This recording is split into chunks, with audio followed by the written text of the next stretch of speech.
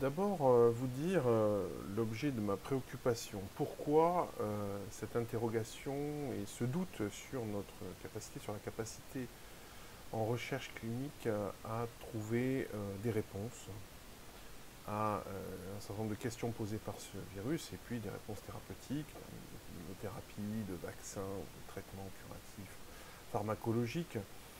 C'est qu'il y a eu un pléthore d'essais cliniques qui ont été lancés lors de cette période Covid, avec un certain nombre de procédures accélérées d'approbation, je peux témoigner, au niveau de la NSM, au niveau des comités d'éthique, des réunions de ces entités très régulières en urgence pour évidemment faciliter, dans des procédures dites fast-track, de faciliter la mise en œuvre de ces essais, mais 80 essais lancés en même temps, avec une population de patients qui évidemment a cru au début, mais ensuite a décru, et c'est heureux dans la phase de décroissance de l'épidémie, évidemment, un grand nombre de ces études se retrouvent dans une impasse de recrutement. Ce qui signifie que le seuil au-delà duquel la puissance statistique est atteinte ne sera pas atteint. Et que donc la plupart de ces essais ne donneront pas de réponse avec une puissance suffisante. Alors vous avez vu certainement passer des essais sur la chloroquine, l'oxychloroquine, l'azithromycine, bien sûr, ça a défrayé la chronique, mais aussi des antiviraux, des inhibiteurs de l'enzyme de conversion, c'est-à-dire des produits qui sont couramment utilisés dans l'hypertension et qui vont cibler le récepteur ACE de ce virus, sur lequel le virus s'accroche sur les cellules. Des anticorps monoclonaux qui sont utilisés évidemment dans des maladies auto-immunes type polyarthrite rhumatoïde ou psoriasis, parce que l'orage cytokine évidemment peut être, on pensait-on, maîtrisé avec ce type de produit. Bref.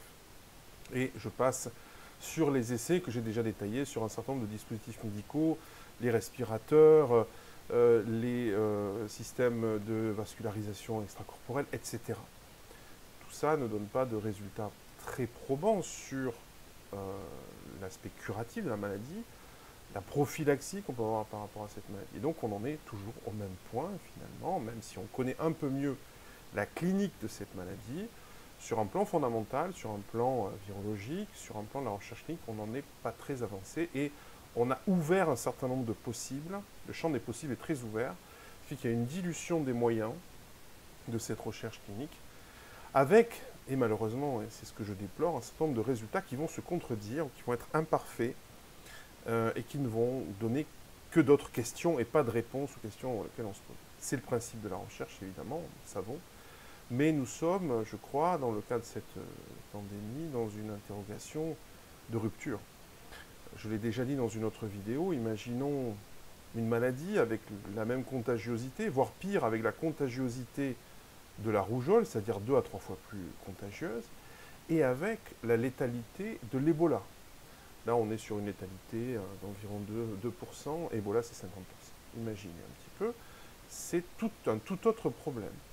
Donc je crois qu'on est face à une question de système, on l'a déjà évoqué avec Intelligence in Life dans un papier sur cette question systémique, d'interaction systémique. Et donc je crois que pour toutes ces raisons-là, on devrait reprendre le problème à zéro au travers d'un programme, cette fois coordonné, de recherche fondamentale, de recherche technologique et de développement qui soit réellement coordonné par une entité qui peut être nationale, européenne, supranationale, l'OMS semble être le candidat idéal, avec des moyens coordonnés, des moyens, on pourrait dire, illimités, ce qui était le cas aussi du projet Manhattan, coordonner ces efforts avec un certain nombre de boucles d'itération, d'aller et retour entre la recherche fondamentale, la recherche technologique et la recherche clinique, pour aboutir dans un temps qui serait contraint, qui serait même donné par avance, à des solutions à ce problème. Et évidemment, le contexte international n'est pas favorable à ces ententes multilatérales et donc se pose évidemment la question géopolitique, comme il se posait d'ailleurs pendant la Seconde Guerre mondiale avec cette question de la bombe atomique. Donc voilà pourquoi donc je m'interroge sur l'aspect épistémologique, parce que il y a aussi la question de la virologie. La virologie est une science assez récente finalement, il y a une cinquantaine d'années. Est-ce que cette science est arrivée à sa maturité? Avons-nous bien compris ce qu'est ce virus, ce que sont les virus en général? Vous savez qu'il y a un débat permanent pour savoir si ce sont des entités vivantes ou pas. C'est un débat qui n'est toujours pas tranché.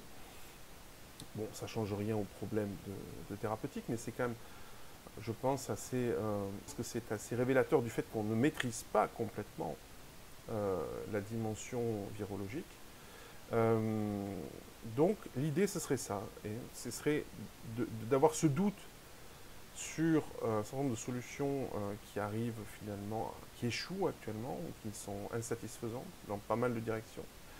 Peut-être de constater qu'il faut tout remettre à plat, partir de zéro, la feuille blanche, sur ces questions de virologie et ces questions d'ailleurs d'interaction systémique entre les hôtes et les virus.